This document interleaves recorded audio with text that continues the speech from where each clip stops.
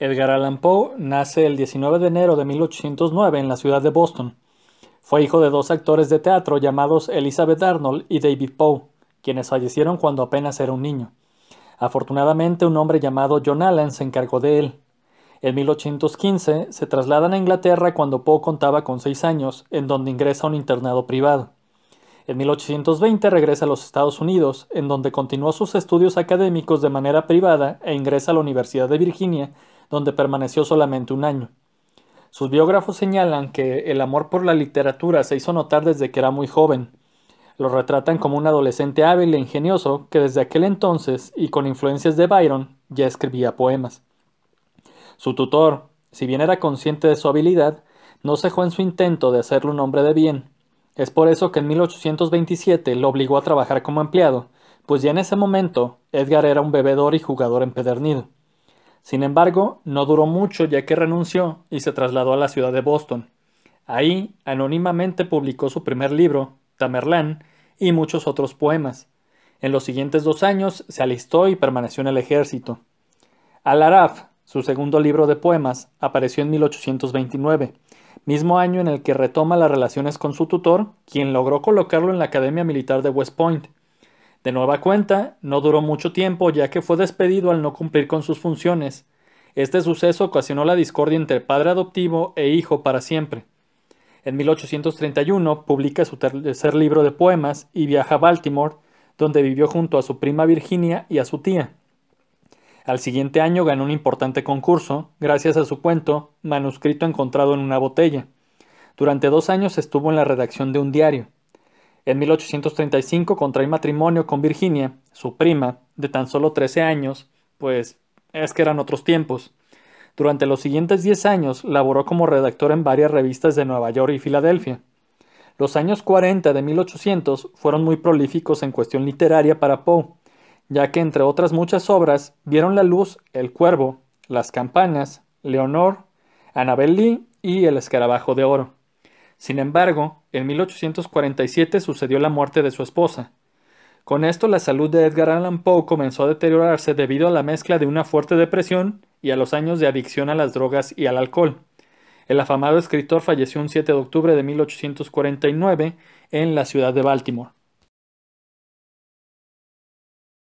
Manuscrito hallado en una botella. De mi país y mi familia poco tengo que decir. Un trato injusto y el andar de los años me arrancaron del uno y me alejaron de la otra. Mi patrimonio me permitió recibir una educación esmerada, y la tendencia contemplativa de mi espíritu me facultó para ordenar metódicamente las nociones que mis tempranos estudios habían acumulado. Las obras de los moralistas alemanes que me proporcionaban un placer superior a cualquier otro, no porque admirara equivocadamente su elocuente locura, sino por la facilidad con que mis rígidos hábitos mentales me permitían descubrir sus falsedades. Con frecuencia se me ha reprochado la aridez de mi inteligencia, imputándome como un crimen una imaginación deficiente. El pirronismo de mis opiniones me ha dado fama en todo tiempo. En realidad temo que mi predilección por la filosofía física haya inficionado mi mente con un error muy frecuente en nuestra época. Aludo a la costumbre de referir todo hecho, aun el menos susceptible de dicha referencia, a los principios de aquella disciplina. En general, no creo que nadie esté menos sujeto que yo a desviarse de los severos límites de la verdad, arrastrado por los signes fatui de la superstición. Me ha parecido apropiado hacer este proemio, para que el increíble relato que he de hacer no sea considerado como el delirio de una imaginación desenfrenada, en vez de la experiencia positiva de una inteligencia para quien los ensueños de la fantasía son letra muerta y nulidad. Después de varios años pasados en viajes por el extranjero, me embarqué en el año 1008 en el puerto de Batavia, capital de la rica y populosa isla de Java, para hacer un crucero al archipiélago de las Islas de la Sonda. Me hice a la mar en calidad de pasajero, sin otro motivo que una especie de inquietud nerviosa que me hostigaba como si fuera un demonio. Nuestro excelente navío, de unas 400 toneladas, tenía remaches de cobre y había sido construido en Bombay con teca de Malabar. Llevaba una carga de algodón en rama y aceite procedente de las Islas Laquevidas. También teníamos a bordo bonote, melaza, aceite de manteca, cocos y algunos cajones de opio. El arrumaje había sido mal hecho y por lo tanto el barco escoraba. Iniciamos el viaje con muy poco viento a favor, y durante varios días permanecimos a lo largo de la costa oriental javanesa, sin otro incidente que amenguar la monotonía de nuestro derrotero que el encuentro ocasional con alguno de los pequeños graf del archipiélago al cual nos encaminábamos. Una tarde, mientras me hallaba apoyado en el coronamiento, observé hacia el noroeste una nube aislada de extraño aspecto. Era notable tanto por su color como por ser la primera que veíamos desde nuestra partida de Batavia. La observé continuamente hasta la puesta del sol, en que comenzó a expandirse rápidamente hacia el este y el oeste, cerniendo el horizonte con una angosta faja de vapor y dando la impresión de una dilatada playa baja. Pronto mi atención se vio requerida por la coloración rojo obscuro que presentaba la luna y la extraña apariencia del mar. Operábase en este una rápida transformación, y el agua parecía más transparente que de costumbre. Aunque me era posible distinguir muy bien el fondo, lancé la sonda y descubrí que había 15 brazas. El aire se había vuelto intolerablemente cálido y se cargaba de exhalaciones en espiral semejantes a las que brotan del hierro al rojo. A medida que caía la noche, cesó la más ligera brisa, y hubiera sido imposible concebir calma más absoluta. La llama de una bujía colocada en la popa no oscilaba en lo más mínimo, y un cabello, sostenido entre dos dedos, colgaba sin que fuera posible advertir la menor vibración. Empero, como el capitán manifestara que no veía ninguna indicación de peligro, pero que estábamos derivando hacia la costa, mandó arriar las velas y echar el ancla. No se apostó ningún vigía y la tripulación, formada principalmente por malayos, se tendió sobre el puente a descansar. En cuanto a mí, bajé a la cámara, apremiado por un penoso presentimiento de desgracia. Todas las apariencias me hacían ver la inminencia de un huracán. Transmití mis temores al capitán, pero no prestó atención a mis palabras y se marchó sin haberse dignado contestarme. Mi inquietud, sin embargo, no me dejaba dormir, y hacia medianoche subí a cubierta. Cuando apoyaba el pie en el último peldaño de la escala de toldilla, me sorprendió un fuerte rumor semejante al zumbido que podría producir una rueda de molino girando rápidamente, y antes de que pudiera asegurarme de su significado, sentí que el barco vibraba. Un instante después, un mar de espuma nos caía de través y, pasando sobre el puente, barría la cubierta de proa a popa. La excesiva violencia de la ráfaga significó en gran medida la salvación del navío. Aunque totalmente sumergido, como todos sus mástiles habían volado por la borda, surgió lentamente a la superficie al cabo de un minuto, y vacilando unos instantes bajo la terrible presión de la tempestad, acabó por enderezarse. Imposible me sería decir por qué milagro escapé a la destrucción. Aturdido por el choque del agua, volví en mí para encontrarme encajado entre el codaste y el gobernalle. Me puse de pie con gran dificultad, y mirando en torno presa de vértigo, se me ocurrió que habíamos chocado contra los arrecifes. Tan terrible e inimaginable era el remolino que formaban las montañas de agua y espuma en que estábamos sumidos. Un momento después oí la voz de un viejo sueco que se había embarcado con nosotros en el momento en que el buque se hacía a la mar. Lo llamé con todas mis fuerzas, y vino tambaleándose. No tardamos en descubrir que éramos los únicos supervivientes de la catástrofe. Todo lo que se hallaba en el puente había sido barrido por las olas. El capitán y los oficiales debían haber muerto mientras dormían, ya que los camarotes estaban completamente inundados. Sin ayuda, poco era lo que podíamos hacer, y nos sentimos paralizados por la idea de que no tardaríamos en zozobrar. Como se supondrá, el cable del ancla se había roto como un bramante al primer embate del huracán, ya que de no ser así nos habríamos hundido en un instante. Corríamos a espantosa velocidad y las olas rompían sobre cubierta. El manderamen de popa estaba muy destrozado y todo el navío presentaba gravísimas averías. Empero, vimos con alborozo que las bombas no se habían atascado y que el lastre no parecía haberse desplazado. Ya la primera furia de la ráfaga estaba amainando, y no corríamos mucho peligro por causa del viento, pero nos aterraba la idea de que cesara completamente, sabedores de que naufragaríamos en el agitado oleaje que seguiría de inmediato. Este legítimo temor no se vio, sin embargo, verificado. Durante 5 días y 5 noches, durante los cuales nos alimentamos con una pequeña cantidad de melaza de azúcar, trabajosamente obtenida en el castillo de proa, el desmelenado navío corrió a una velocidad que desafiaba toda medida, impulsado por sucesivas ráfagas que, sin igualar la violencia de la primera, eran sin embargo más aterradoras que cualquier otra tempestad que hubiera visto antes. Con pequeñas variantes navegamos durante los primeros 4 días hacia el sud-sudeste y debimos de pasar cerca de la costa de Nueva Holanda. Al quinto día el tiempo se puso muy frío, aunque el viento había girado un punto hacia el norte. El sol se alzó con una coloración amarillenta y enfermiza y remontó unos pocos grados sobre el horizonte sin irradiar una luz intensa. No se veían nubes y, sin embargo, el viento arreciaba más y más, soplando con furiosas ráfagas irregulares. Hacia mediodía, hasta donde podíamos calcular la hora, el sol nos llamó de nuevo la atención. No daba luz que mereciera propiamente tal nombre, sino un resplandor apagado y lúgubre, sin reflejos, como si todos sus rayos estuvieran polarizados.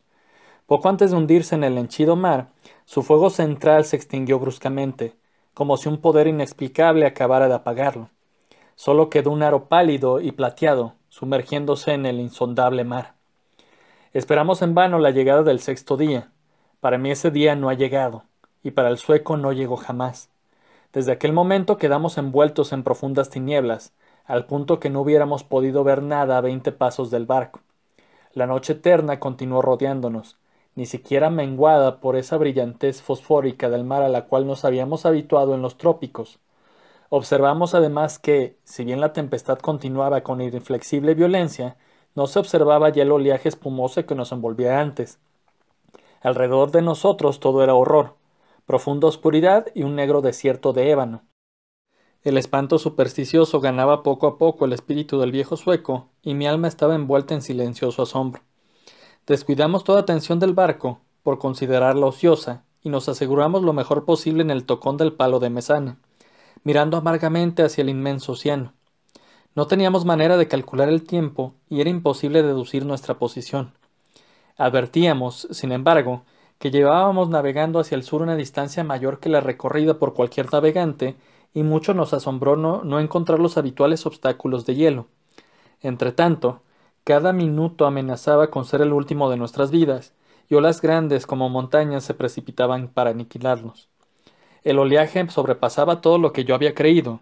Solo por milagro nos zozobramos a cada instante. Mi compañero aludió a la ligereza de nuestro cargamento, recordándome las excelentes cualidades del barco. Yo no podía dejar de sentir la total inutilidad de la esperanza, y me preparaba tristemente una muerte que, en mi opinión, no podía ya demorarse más de una hora, puesto que a cada nudo que recorríamos el oleaje de aquel horrendo mar tenebroso se volvía más y más violento. Por momentos jadeábamos con procura de aire, remontados a una altura superior a la de los albatros, y en otros nos mareaba la velocidad del descenso a un infierno líquido, donde el aire parecía estancado y ningún sonido turbaba el sueño de los kraken. Nos hallábamos en la profundidad de uno de esos abismos, cuando un súbito clamor de mi compañero se alzó horriblemente en la noche. Mire, mire, me gritaba al oído. Dios Todopoderoso, mire, mire. Mientras hablaba, advertí un apagado resplandor rojizo que corría por los lados del enorme abismo, donde nos habríamos hundido, arrojando una incierta lumbre sobre nuestra cubierta. Alzando los ojos, contemplé un espectáculo que me heló la sangre. A una espantosa elevación, inmediatamente por encima de nosotros, y al borde mismo de aquel precipicio líquido, se cernía un gigantesco navío, de quizás 4000 toneladas. Aunque en la cresta de una ola tan enorme que lo sobrepasaba 100 veces en altura, sus medidas excedían las de cualquier barco de línea o de la Compañía de las Indias Orientales. Su enorme casco era de un negro profundo y opaco, y no tenía ninguno de los mascarones o adornos propios de un navío. Por las abiertas portañolas asomaba una sola hilera de cañones de bronce, cuya reluciente superficie reflejaban las luces de innumerables linternas de combate balanceándose en las jarcias. Pero lo que más me llenó de horror y estupefacción fue ver que el barco tenía todas las velas desplegadas en medio de aquel huracán ingobernable y aquel mar sobrenatural. Cuando lo vimos por primera vez solo se distinguía su proa, mientras lentamente se alzaba sobre el tenebroso y horrible golfo de donde venía. Durante un segundo de inconcebible espanto se mantuvo inmóvil sobre el vertiginoso pináculo, como si estuviera contemplando su propia sublimidad. Luego tembló, vaciló, y lo vimos precipitarse sobre nosotros. No sé qué repentino dominio de mí mismo ganó mi espíritu en aquel instante. Retrocediendo todo lo posible, esperé sin temor la catástrofe que iba a aniquilarnos. Nuestro barco había renunciado ya a luchar y se estaba hundiendo de proa. El choque de la masa descendente lo alcanzó, pues, en su estructura ya medio sumergida, y como resultado inevitable me lanzó con violencia irresistible sobre el cordaje del nuevo buque. En el momento en que caí, el barco viró de bordo, y supuse que la confusión reinante me había hecho pasar inadvertido a los ojos de la tripulación. Me abrí camino sin dificultad hasta la escotilla principal, que se hallaba parcialmente abierta, y no tardé en encontrar una oportunidad de esconderme en la cala. No podría explicar la razón de mi conducta. Quizás se debiera al sentimiento de temor que desde el primer momento me habían inspirado los tripulantes de aquel buque. No me atrevía a confiarme a individuos que, después de la rápida ojeada que había podido echarles, me producían tanta extrañeza como duda y aprensión. Me pareció mejor, pues, buscar un escondrijo en la cala. Pronto lo hallé removiendo una pequeña parte del armazón movible, de manera de asegurarme un lugar adecuado entre los enormes cuadernas del navío. Apenas había completado mi trabajo, cuando unos pasos en la cala me obligaron a hacer uso del mismo. Desde mi refugio vi venir a un hombre que se movía con pasos débiles e inseguros. No le vi la cara, pero pude observar su apariencia general. En toda su persona se notaban las huellas de una avanzada edad. Le temblaban las rodillas bajo el peso de los años, y su cuerpo parecía agobiado por aquella carga. Hablaba consigo mismo, murmurando en voz baja y entrecortada unas palabras de un idioma que no pude comprender, y anduvo tanteando en un rincón entre una pila de singulares instrumentos y viejas cartas de navegación. En su actitud había una extraña mezcla de mal humor de la segunda infancia con la solemne dignidad de un dios. Por fin volvió a subir al puente, y no lo vi más. Un sentimiento para el cual no encuentro nombre se ha posesionado de mi alma. Es una sensación que no admite análisis, frente a la cual las lecciones de tiempos pasados no me sirven, y cuya clave me temo que no me será dada por el futuro. Para una mente constituida como la mía, esta última consideración es un tormento. Nunca, sé que nunca llegaré a conocer la naturaleza de mis concepciones, y sin embargo, no es de asombrarme que esas concepciones sean indefinidas, puesto que se originan en fuentes tan extraordinariamente nuevas. Un nuevo sentido, una nueva entidad se incorpora a mi alma. Hace ya mucho que subí por primera vez al puente de este terrible navío, y pienso que los rayos de mi destino se están concentrando en un foco. Hombres incomprensibles, envueltos en meditaciones cuya especie no alcanzo a adivinar, pasan a mi lado sin reparar en mí. Ocultarme es una completa locura, pues esa gente no quiere ver. Hace apenas un instante que pasé delante de los ojos del segundo.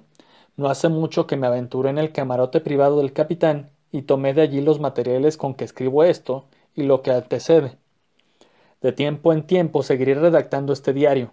Cierto que puedo no encontrar la oportunidad de darlo a conocer al mundo, pero no dejaré de intentarlo. En el último momento encerraré el manuscrito en una botella y lo arrojaré al mar. Un incidente ocurrido me ha dado nuevos motivos de meditación. ¿Ocurren estas cosas por la operación de un azar ingobernado? Había subido a cubierta y estaba tendido, sin llamar la atención, en una pila de frenillos y viejas velas depositadas en el fondo de un bote. Mientras pensaba en la singularidad de mi destino, iba pintarrajeando inadvertidamente con un pincel lleno de brea los bordes de un ala del trinquete, que aparecía cuidadosamente doblada sobre un barril a mi lado. La vela está ahora tendida, y los toques irreflexivos del pincel se despliegan formando las palabras descubrimiento. En este último tiempo he hecho muchas observaciones sobre la estructura del navío. Aunque bien armado, no me parece que se trate de un barco de guerra. Sus jarcias, construcción y equipo contradicen una suposición semejante. Puedo percibir fácilmente lo que el barco no es. Me temo que no puedo decir lo que es. No sé cómo, pero al estructurar su extraño modelo y su tipo de mástiles, su enorme tamaño y su extraordinario velamen, su proa severamente sencilla y su anticuada popa, por momentos cruza por mi mente una sensación de cosas familiares. Y con esa imprecisa sombra de recuerdos se mezcla siempre una inexplicable remembranza de antiguas crónicas extranjeras y de edades remotas. Estuve mirando el maderamen del navío. Está construido con un material que desconozco. Hay en la madera algo extraño que me da la impresión de que no se aplica al propósito a que ha sido destinada. Aludo a su extrema porosidad, que no tiene nada que ver con los daños causados por los gusanos, lo cual es consecuencia de la navegación en estos mares y con la podredumbre resultante de su edad. Parecerá quizá que esta observación es excesivamente curiosa, pero dicha madera tendría todas las características del roble español si el roble español fuera dilatado por medios artificiales. Al leer la frase que antecede viene a mi recuerdo un extraño dicho de un viejo lobo de mar holandés. Tan seguro es, afirmaba siempre que alguien ponía en duda su veracidad, como que hay un mar donde los barcos crecen como el cuerpo viviente de un marino. Hace unas horas me mostré lo bastante osado como para mezclarme con un grupo de tripulantes. No me prestaron la menor atención y, aunque me hallé en medio de ellos, no dieron ninguna señal de haber reparado en mi presencia. Al igual que el primero que había visto en la cala, todos mostraban señales de una avanzada edad. Sus rodillas achacosas temblaban, sus hombros se doblaban de decrepitud, su piel arrugada temblaba bajo el viento. Hablaban con voces bajas, trémulas, quebradas. En sus ojos brillaba el humor de la vejez, y sus grises cabellos se agitaban terriblemente en la tempestad. Alrededor en toda la cubierta yacían esparcidos instrumentos matemáticos de la más extraña y anticuada construcción. Mencioné hace algún tiempo que un ala del trinquete había sido izada. Desde ese momento, arrebatado por el viento, el navío ha seguido su aterradora carrera hacia el sud, con todo el trapo desplegado desde la punta de los mástiles hasta los botalanes inferiores, hundiendo a cada momento los penoles de las vergas del Juanete en el más espantoso infierno de agua que imaginación humana alcance a concebir. Acabo de abandonar el puente, donde me es imposible mantenerme de pie, aunque la tripulación no parece experimentar inconveniente alguno.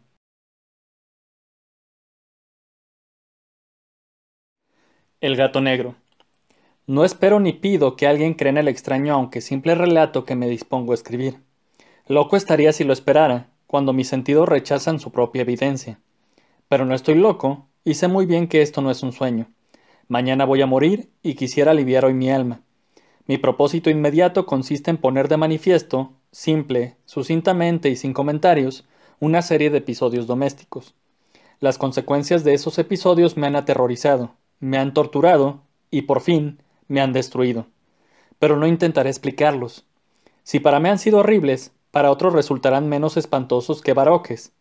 Más adelante, tal vez, aparecerá alguien cuya inteligencia reduzca mis fantasmas a lugares comunes, una inteligencia más serena, más lógica y mucho menos excitable que la mía, capaz de ver en las circunstancias que temerosamente describiré una vulgar sucesión de causas y efectos naturales.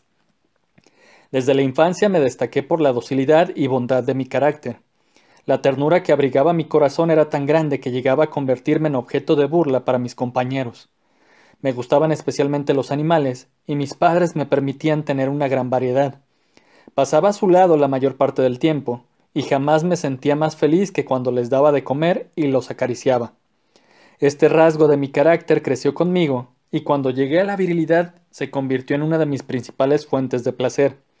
Aquellos que alguna vez han experimentado cariño hacia un perro fiel y sagaz no necesitan que me molesten explicarles la naturaleza o la intensidad de la retribución que recibía.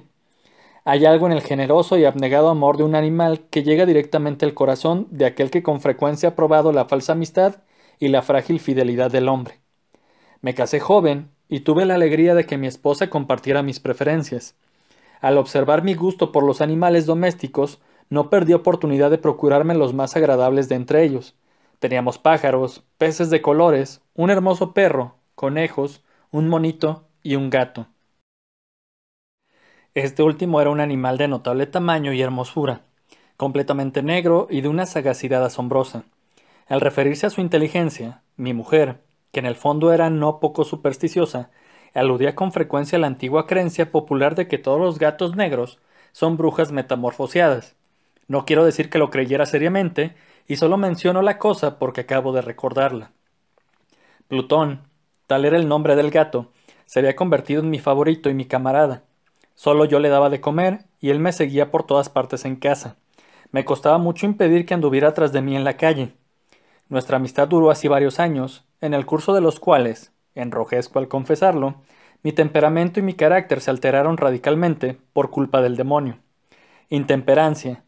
Día a día me fui volviendo más melancólico, irritable e indiferente hacia los sentimientos ajenos. Llegué incluso a hablar descomedidamente a mi mujer y terminé por infligirle violencias personales. Mis favoritos, claro está, sintieron igualmente el cambio de mi carácter. No solo los descuidaba, sino que llegué a hacerles daño. Hacia Plutón, sin embargo, conservé suficiente consideración como para abstenerme de maltratarlo, cosa que hacía con los conejos, el mono y hasta el perro, cuando por casualidad o motivos por el afecto se cruzaban en mi camino. Mi enfermedad, empero, se agravaba, pues, ¿qué enfermedad es comparable al alcohol? Y finalmente el mismo Plutón, que ya estaba viejo y por tanto algo enojadizo, empezó a sufrir las consecuencias de mi mal humor. Una noche en que volví a casa completamente embriagado, después de una de mis correrías por la ciudad, me pareció que el gato evitaba mi presencia. Lo alcé en brazos, pero asustado por mi violencia, me mordió ligeramente en la mano. Al punto se apoderó de mí una furia demoníaca y ya no supe lo que hacía. Fue como si la raíz de mi alma se separara de golpe de mi cuerpo. Una maldad más que diabólica, alimentada por la ginebra, estremeció cada fibra de mi ser. Sacando del bolsillo del chaleco un cortaplumas, lo abrí mientras sujetaba al pobre animal por el pescuezo y, deliberadamente, le hice saltar un ojo. Enrojezco, me abrazo, tiemblo mientras escribo tan condenable atrocidad. Cuando la razón retornó con la mañana, cuando hube disipado en el sueño los vapores de la orgía nocturna, sentí que el horror se mezclaba con el remordimiento ante el crimen cometido. Pero mi sentimiento era débil y ambiguo, no alcanzaba a interesar al alma. Una vez más me hundí en los excesos, y muy pronto ahogué en vino los recuerdos de lo sucedido. El gato, entretanto, mejoraba poco a poco. Cierto que la órbita donde faltaba el ojo presentaba un horrible aspecto, pero el animal no parecía sufrir ya. Se paseaba, como de costumbre, por la casa, aunque, como es de imaginar, huía aterrorizado al verme. Me quedaba aún bastante de mi antigua manera de ser para sentirme agraviado por lo evidente antipatía de un animal que alguna vez me ha querido tanto, pero ese sentimiento no tardó en ceder paso a la irritación, y entonces, para mi caída final e irrevocable, se presentó el espíritu de la perversidad. La filosofía no tiene en cuenta este espíritu, y sin embargo, tan seguro estoy de que mi alma existe como que de la perversidad es uno de los impulsos primordiales del corazón humano, una de las facultades primarias indivisibles, uno de esos sentimientos que dirigen el carácter del hombre. ¿Quién no se ha sorprendido a sí mismo 100 veces en momentos en que cometió una acción tonta o malvada por la simple razón de que no debía cometerla? ¿No hay en nosotros una tendencia permanente que enfrenta descaradamente al buen sentido, una tendencia a transgredir lo que constituye la ley por el solo hecho de serlo? Este espíritu de perversidad se presentó, como he dicho, en mi caída final, y el insondable anhelo que tenía mi alma de vejarse a sí misma, de violentar su propia naturaleza, de hacer mal por el mal mismo, me incitó a continuar, y finalmente, a consumar el suplicio que había infligido a la inocente bestia. Una mañana, obrando a sangre fría, le pasé un lazo por el pescuezo y lo ahorqué en la rama de un árbol. Lo ahorqué mientras las lágrimas manaban de mis ojos, y el más amargo remordimiento me apretaba el corazón. Lo ahorqué porque recordaba que me había querido, y porque estaba seguro de que no me había dado motivo para matarlo. Lo ahorqué porque sabía que al hacerlo, cometí un pecado mortal que comprometería mi alma hasta llevarla, si ello fuera posible, más allá del alcance de la infinita misericordia del Dios más misericordioso y más terrible.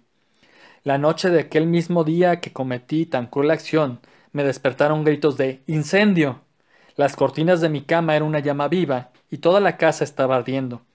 Con gran dificultad pudimos escapar de la conflagración mi mujer, un sirviente, y yo.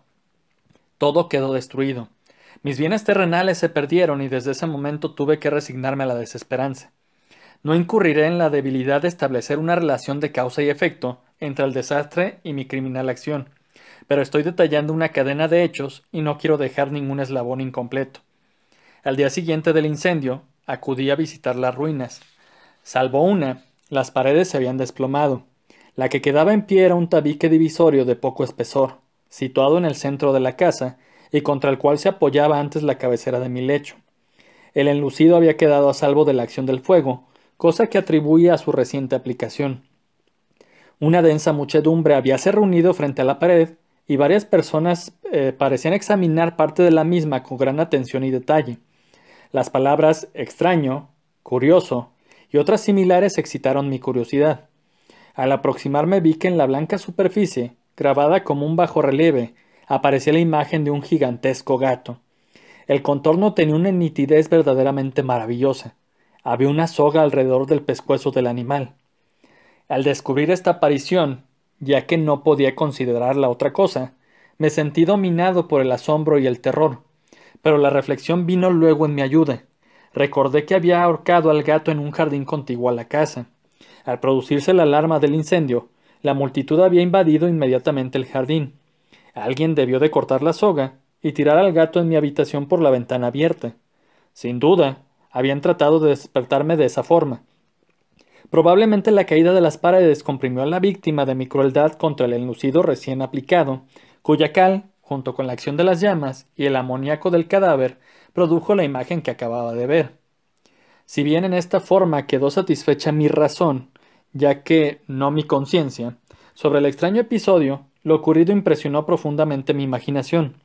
Durante muchos meses no pude librarme del fantasma del gato, y en todo ese tiempo dominó mi espíritu un sentimiento informe que se parecía, sin serlo, al remordimiento. Llegué al punto de lamentar la pérdida del animal y buscar, en los viles antros que habitualmente frecuentaba, algún otro de la misma especie y apariencia que pudiera ocupar su lugar.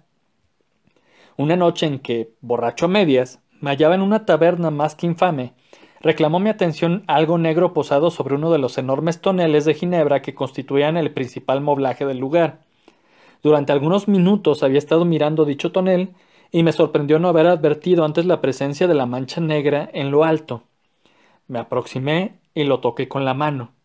Era un gato negro muy grande, tan grande como Plutón y absolutamente igual a este, salvo un detalle. Plutón no tenía el menor pelo blanco en el cuerpo, mientras este gato mostraba una vasta, aunque indefinida mancha blanca que le cubría casi todo el pecho. Al sentirse acariciado se enderezó prontamente, ronroneando con fuerza, se frotó contra mi mano y pareció encantado de mis atenciones. Acababa, pues, de encontrar el animal que precisamente andaba buscando. De inmediato propuse su compra al tabernero, pero me contestó que el animal no era suyo y que jamás lo había visto antes ni sabía nada de él. Continué acariciando al gato, y cuando me disponía a volver a casa, el animal pareció dispuesto a acompañarme. Le permití que lo hiciera, deteniéndome una y otra vez para inclinarme y acariciarlo. Cuando estuvo en casa, se acostumbró a ella de inmediato y se convirtió en el gran favorito de mi mujer. Por mi parte, pronto sentí nacer en mí una antipatía hacia aquel animal. Era exactamente lo contrario de lo que había anticipado, pero, sin que pueda decir cómo ni por qué, su marcado cariño por mí me disgustaba y me fatigaba. Gradualmente, el sentimiento de disgusto y fatiga creció hasta alcanzar la amargura del odio. Evitaba encontrarme con el animal, un resto de vergüenza, y el recuerdo de mi crueldad de antaño me vedaban maltratarlo. Durante algunas semanas me abstuve de pegarle o de hacerle víctima de cualquier violencia, pero gradualmente, muy gradualmente, llegué a mirarlo con inexpresable odio y a huir en silencio de su detestable presencia, como si fuera una emanación de la peste. Lo que, sin duda, contribuyó a aumentar mi odio fue descubrir, a la mañana siguiente de haberlo traído a casa, que aquel gato, igual que Plutón, era tuerto. Esta circunstancia fue precisamente la que le hizo más grato a mi mujer, quien, como ya dije, poseía en alto grado esos sentimientos humanitarios que alguna vez habían sido mi rasgo distintivo y la fuente de mis placeres más simples y más puros. El cariño del gato por mí parecía aumentar en el mismo grado que mi aversión. Seguía mis pasos con una pertinacia que me costaría hacer entender al lector. Dondequiera que me sentara, venía a ovillarse bajo mi silla o saltaba a mis rodillas, prodigándome sus odiosas caricias. Si echaba a caminar, se metía entre mis pies, amenazando con hacerme caer, o bien clavaba sus largas y afiladas uñas en mis ropas para poder trepar hasta mi pecho. En esos momentos, aunque ansiaba aniquilarlo de un solo golpe, me sentía paralizado por el recuerdo de mi primer crimen, pero sobre todo, quiero confesarlo ahora mismo, por un espantoso temor al animal. Aquel temor no era precisamente miedo de un mal físico, y, sin embargo, me sería imposible definirlo de otra manera. Me siento casi avergonzado de reconocer, sí, aun en esta celda de criminales me siento casi avergonzado de reconocer que el terror, el espanto que aquel animal me inspiraba, era intensificado por una de las más insensatas quimeras que sería dado concebir. Más de una vez mi mujer me había llamado la atención sobre la forma de la mancha blanca de la cual ya he hablado, y que constituía la única diferencia entre el extraño animal y el que yo había matado. El lector recordará que esta mancha, aunque grande, me había aparecido al principio de forma indefinida, pero gradualmente, de manera tan imperceptible que mi razón luchó durante largo tiempo por rechazarla como fantástica, la mancha fue asumiendo un contorno de rigurosa precisión. Representaba ahora algo que me estremezco al nombrar, y por ello odiaba, temía, y hubiera querido librarme del monstruo si hubiese sido capaz de atreverme.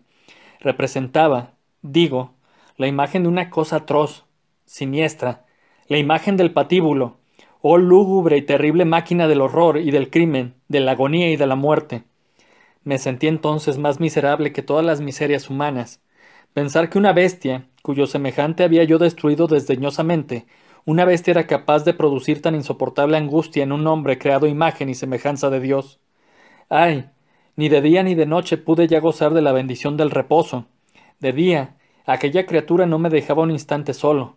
De noche, despertaba hora a hora de los más horrorosos sueños para sentir el ardiente aliento de la cosa en mi rostro y su terrible peso, pesadilla encarnada de la que no me era posible desprenderme, apoyado eternamente sobre mi corazón. Bajo el agobio de tormentos semejantes, sucumbió en mí lo poco que me quedaba de bueno. Solo los malos pensamientos disfrutaban ya de mi intimidad, los más tenebrosos, los más perversos pensamientos. La melancolía habitual de mi humor creció hasta convertirse en aborrecimiento de todo lo que me rodeaba y de la entera humanidad. Y mi pobre mujer, que de nada se quejaba, llegó a ser la habitual y paciente víctima de los repentinos y frecuentes arrebatos de ciega cólera a que me abandonaba. Cierto día, para cumplir una tarea doméstica, me acompañó al sótano de la vieja casa donde nuestra pobreza nos obligaba a vivir. El gato me siguió mientras bajaba la empinada escalera y estuvo a punto de tirarme cabeza abajo, lo cual me exasperó hasta la locura. Alzando un hacha y olvidando en mi rabia los pueriles temores que hasta entonces habían detenido mi mano, descargué un golpe que hubiera matado instantáneamente al animal de haberlo alcanzado. Pero la mano de mi mujer detuvo su trayectoria. Entonces, llevado por su intervención a una rabia más que demoníaca, me zafé de su brazo y le hundí el hacha en la cabeza. Sin un solo quejido, cayó muerta a mis pies.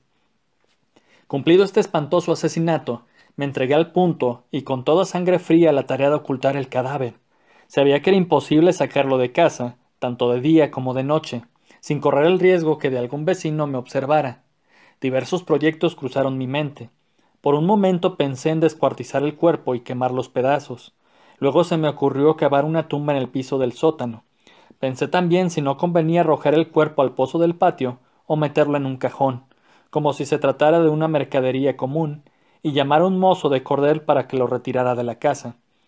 Pero, al fin, di con lo que me pareció el mejor expediente y decidí emparedar el cadáver en el sótano, tal como se dice que los monjes de la Edad Media emparedaban a sus víctimas. El sótano se adaptaba bien a este propósito. Sus muros eran de material poco resistente y estaban recién revocados con un mortero ordinario, que la humedad de la atmósfera no había dejado endurecer.